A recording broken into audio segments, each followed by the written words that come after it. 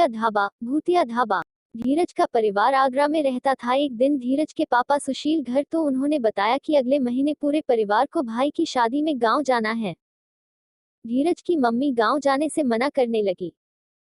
सुमन, धीरज की मम्मी, उस सड़े हुए गांव में मैं कभी नहीं जाऊंगी। एक तो इतना दूर है, ऊपर से वह पर लोग भी बहुत काम रहते हैं, और तो वह पर लाइट भी नहीं है। ना बाबा, ना मैं तो ना जाऊं। धीरज के पापा सुशील, अब गांव का एरिया पहले जैसा नहीं रहा, रोड पर गया है। वहां पर मैं अपने दोस्तों से कार मांग लूंगा, उसी से चलेंगे। धीरज, चलो ना मम्मी, बहुत मजा आएगा। वैसे भी कई दिनों से कहीं घूमने नहीं गए हैं। सुमन, धीरज की मम्मी, ठीक है चलेंगे, लेकिन वहां कार से पहुंचने में भी 20 घंटे से ज्यादा का टाइम लगता है, इसलिए खाना घर से बनाकर ले जाना पड़ता है। खाना तुम्हारे पापा ही बनाएंगे। शील, धीरज के पापा, उसकी जरूरत नहीं पड़ेगी, क्योंकि मैं सुना है कि अब वहां सड़क पर कई ढाबे खुल गए हैं। शादी से 2 दिन पहले धीरज, सुशील और सुमन कार से गांव की तरफ निकल पड़े। चलते चलते उन्हें रात हो गई। सड़क पर घोर अंधेरा और साई साई करता सन्नाटा था। पापा, ये रास्ता तो बहुत वीरान है, डर के मारे तो मुझे शूशू आ रही है। ऐसा सुनते ही सुशील कार रोक देता है। धीरज, क्या हुआ पापा, कार क्यों रोकी? सुशील, तुम्ही ने तो कहा तुम्हें शूशू आ रही है, जाओ पहले शूशू करके आओ। धीरज, मैं इतने अंधेरे में बाहर नहीं जाऊंगा। सुशील, शूशू रोकना अच्छी बात नहीं होती, हम लोग खड़े तो हैं, तुम्हारे पास इतना नहीं डरते, जाओ शूशू करके आओ। धीरज ने कार का दरवाजा खोलकर जैसे ही पैर जमीन पर रखा, उसका पैर एक हड्डी पर पड़ा। धीरज डर के मारे चिल्ला पड़ा। सुशील, क्या हुआ? धीरज, पापा, यहाँ किसी की हड्डी पड़ी हुई है। सुमन और सुशील कार से बाहर निकले। सुशील, डरने की जरूरत नहीं है, शायद कोई जंगली जानवर इसे यहाँ ले आया होगा, तुम शूशू करने जाओ। अचानक धीरज के परिवार को रोड पर 3-4 लोग गुजरते हुए दिखाई दिए, तब उसकी जान में जान आई।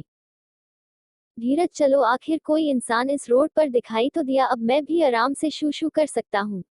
धीरज के मम्मी पापा कार में बैठ गए। धीरज जैसे लौटा तो उसने देखा कि कार के पीछे वाली डिक्की हिल रही है। धीरज ने डिक्की खोली तो उसके अंदर एक भूतनी लेटी हुई थी। धीरज ने धड़ाम से डिक्की बंद कर दी और चिल्लाने लगा, चुड़ैल चुड़ैल चुड़ैल पापा, चुड़ैल चुड़ैल चुड़ैल। धीरज के मम्मी पापा जल्दी से बाहर निकल कर आए। सुशील, क्या हुआ? धीरज, पापा पापा, डिक्की के अंदर एक भू भूतनी है, मैंने अभी डिक्की खोलकर देखी थी। सुशील ने डिक्की खोलकर देखने से पहले उन 3-4 लोगों को ढूंढा जो कुछ देर पहले ही उनके पास से गुजर गए थे। वे लोग अचानक से कहीं गायब हो चुके थे। सड़क पर दूर दूर तक कोई नहीं दिखाई दे रहा था। आखिरकार सुशील ने डरते हुए डिक्की खोली। डिक्की में सामान के अलावा कुछ भी नहीं था। सुशील, धीरज, लगता है तुम्हारा दिमाग खराब हो गया है, कुछ भी तो नहीं यहाँ पर, चलो जल्दी कार में बैठो।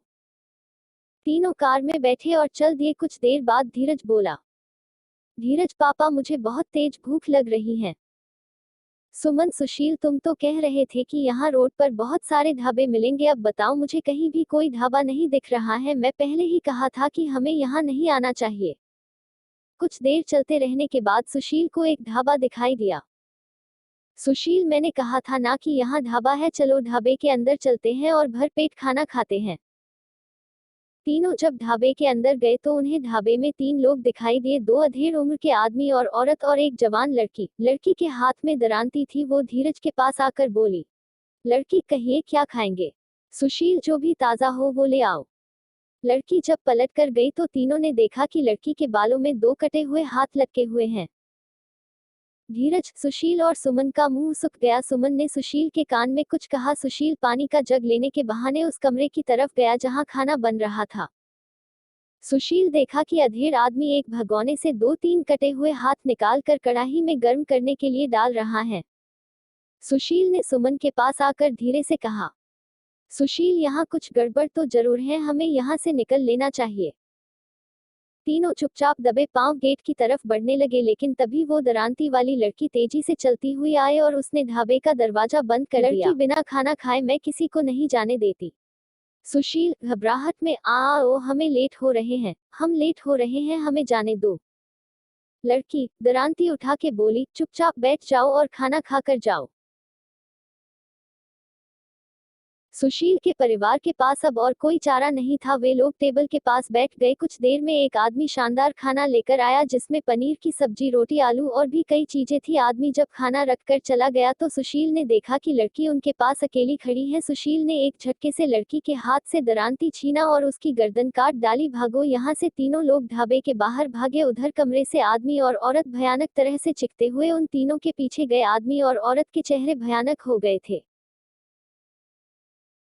सुशील का परिवार कार में बैठ गया और सुशील ने कार स्टार्ट कर दी, लेकिन पीछे भूत और भूतनी ने उनकी कार पकड़ रखी थी। सुशील ने बहुत कोशिश की, लेकिन कार आगे ही नहीं बढ़ पा रही थी। आखिरकार उसने बैक गियर डाला और कार तेजी से पीछे की ओर चला दी। आदमी और औरत कार से बिल्कुल कुचल गए। फिर सुशील ने तेजी से कार आगे बढ़ा दी और वो दिन होने तक नहीं रुका। सुशील ने गाँव पहुंचकर सारी बात अपने भाई को बताई। सुशील का भाई, अच्छा हुआ तुम्हारे परिवार को कोई नुकसान नहीं पहुंचा। कुछ साल पहले वहां एक ढाबा हुआ करता था जिसे एक गरीब परिवार चलाता था। परिवार में 3 लोग थे, आदमी, औरत और उसकी लड़की। एक बार कुछ जवान लड़के ढाबा में खाना खाने गए। उन्होंने लड़की के साथ बदतमीजी करना शुरू कर दिया। जब लड़की के पिता ने विरोध किया तो लड़कों ने रिवॉल्वर निकाली और आदमी, औरत और उसकी लड़की को गोली मार दी। उसी परिवार की आत्मा उस रोड पर भटकती है और वहां ढाबा होने का भ्रम पैदा करती है। लौटते समय रात में वहां से मत गुजरना।